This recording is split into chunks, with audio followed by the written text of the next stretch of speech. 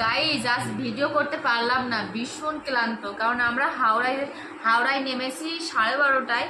তারপরে হাওড়া থেকে আসতে আসতে আমাদের বাতকুল্লায় প্রায় 4-5 ঘন্টা লেগেছে। 5টা বেজে গেছে। মানে তাহলে বুঝতে পারছো কি অবস্থা। চোখ মুখ দেখো না, বসে গেছে একদম, এত খারাপ অবস্থা।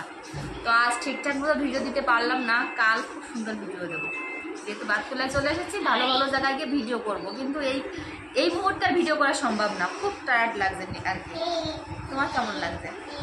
আমার তো চোখ বন্ধ হয়ে আসছে, ভীষণই খারাপ। মানে সকাল থেকে কথা সারাদিন না খাওয়া, এসে তারপরে খেয়েছি, বাড়ি এসে তারপরে খেয়েছি।